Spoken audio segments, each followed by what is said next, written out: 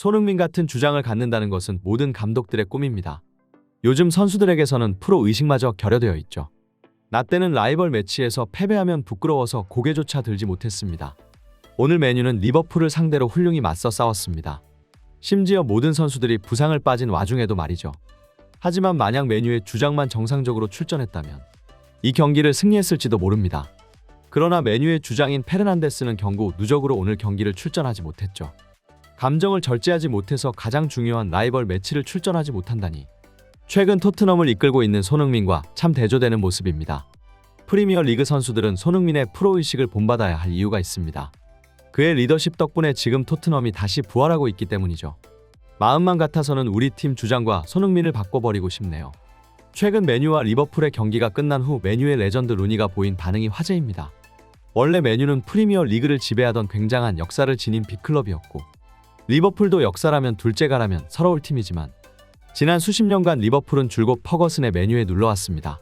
그러나 퍼거슨이 떠나자 맨유는 하락세를 걷기 시작했고 클럽이 부임한 리버풀은 다시 명가 재건에 성공하며 리버풀과 맨유의 격차는 벌어지기 시작했는데요. 특히 최근 테나흐 부임 이후로 맨유는 온갖 부정적인 기록들을 전부 새로 쓰고 있는 중이고 챔스 조별리그에서 마저 4위를 기록하며 16강 진출은커녕 유로파 진출마저 실패해버리고 말았습니다.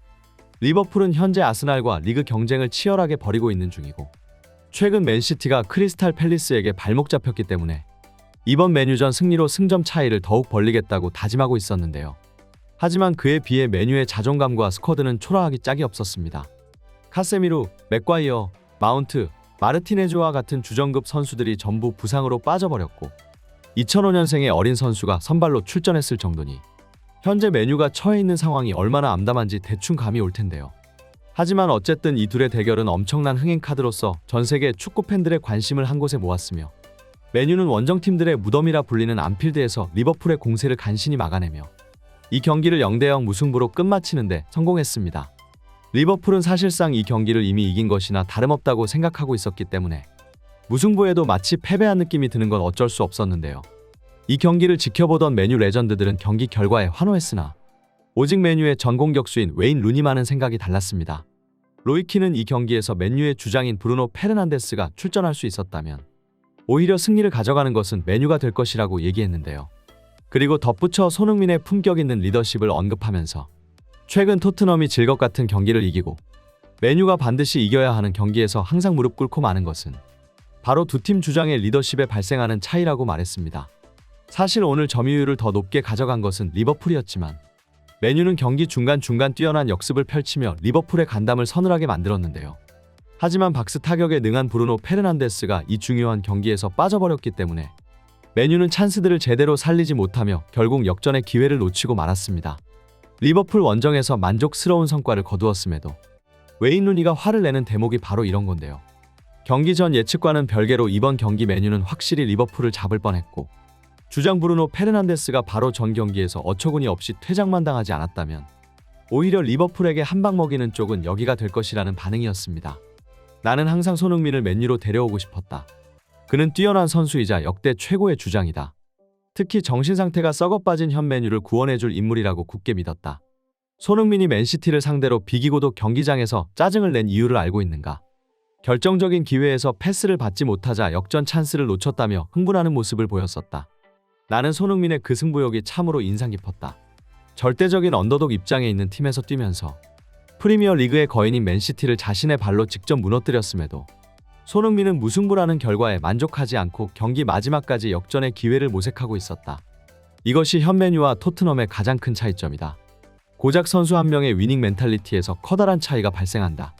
솔직히 말해서 지금 맨유의 주장으로 있는 브루노 페르난데스는 부끄럽다. 나는 그의 실력이 뛰어난 것마저 부정하고 싶지는 않다. 하지만 아닌 것은 아니다. 그런 수치스러운 선수가 주장 완장을 달고 있는 것은 견딜 수가 없다. 경기 내내 헐리우드과 다이빙을 밥 먹듯이 하면서 바닥에 드러누워 심판을 찾는 것밖에 하지 못한다. 만약 퍼거슨 감독님이 현역으로 계셨다면 라커룸에서 곧바로 헤어드라이기를 돌렸을 것이다. 특히 리버풀전을 앞두고 경고 누적으로 결장하게 된 것이 나를 가장 분노케 한다.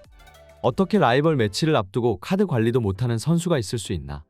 기본적으로 감정 절제를 하지 못한다는 뜻이고 감정 하나 컨트롤하지 못하는 선수는 주장으로서의 자격 미달이다. 이번 리버풀전에서 페르난데스가 출전했다면 맨유는 승리를 가져갔을 수도 있다. 하지만 결국 그를 대신해 출전한 것이 2005년생의 마이누였다. 참으로 부끄럽지 않은가? 주장의 공백을 18세의 어린 선수가 대신 메꿔주고 있다. 손흥민이 토트넘에서 유망주에게 많은 영향을 주고 있는 것과는 천지 차이다. 토트넘의 미드필더인 사르는 손흥민에게 지도를 받자 기량이 눈에 띄게 상승했다. 손흥민은 경기 도중 선수들과 끊임없이 피드백을 가져가며 자신이 먼저 솔선수범해서 움직이기 때문에 많은 선수들이 그를 따른다. 그렇기에 이번 시즌 토트넘이 수많은 역전 승리를 연출해낼 수 있었던 것이다. 기회가 된다면 손흥민 같은 선수를 항상 맨유로 데려오고 싶었다. 그러나 시기가 너무 늦어버린 것 같다. 맨유는 실패를 거듭하면서 이제 리그에서 경쟁력이 없는 팀이 되어버렸고, 손흥민은 이미 리버풀과 레알 마드리드, 미넨과 같은 유럽을 지배하는 팀들이 노리는 선수이다.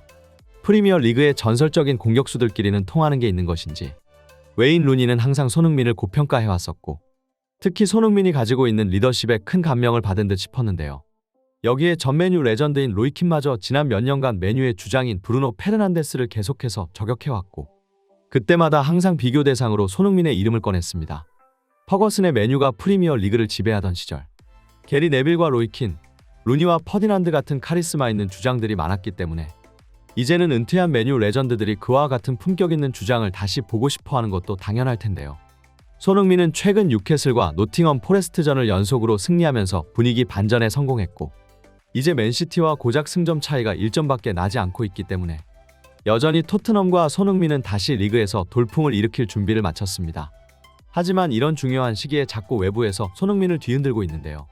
이번 루니의 인터뷰에서 자꾸 손흥민의 이적을 언급한 것도 조만간 프리미어 리그 겨울 이적 시장이 다가오고 있다는 것을 의미합니다. 손흥민은 아직도 전성기 기량을 최소 5년 이상 유지할 수 있는 선수이고, 여전히 그를 원하는 유럽의 빅클럽들이 즐비한데요.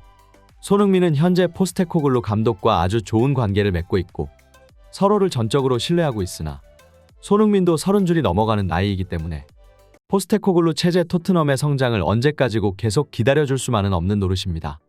결국 토트넘이 손흥민에게 트로피를 안겨주지 못한다면 조만간 손흥민은 이적을 결심해야 할 시기가 올지도 모르는데요. 다행히도 손흥민의 계약 기간은 25년까지로 이번 시즌이 종료된다면 딱 1년만이 남게 되는 상황이기에 선수 입장에서 이적하기에 이보다 더 적게인 타이밍은 없다고 내다보고 있습니다. 구단 입장에서는 선수를 팔아 돈을 챙길 마지막 기회이고, 그런 만큼 다른 클럽들도 선수에게 접근하기가 더욱 쉬운 상황인데요. 이 와중에 레비 회장은 이제서야 부랴부랴 손흥민에게 주급 인상을 약속하며 재계약을 꼬드기고 있지만, 결국 손흥민은 시즌 마지막까지 계약 서류에 도장을 찍는 것을 미룰 것이고, 만약 그때 가서도 손에 트로피가 쥐어지지 않는다면 앞으로 레비 회장과 손흥민이 서로 얼굴을 맞댈 일은 없다고 볼 수 있습니다. 항상 빠른 소식을 전하는 오메가 풋볼이었습니다. 구독과 좋아요는 한 번씩 눌러주시면 다음에는 더 좋은 영상으로 돌아오겠습니다. 시청해주셔서 감사드립니다.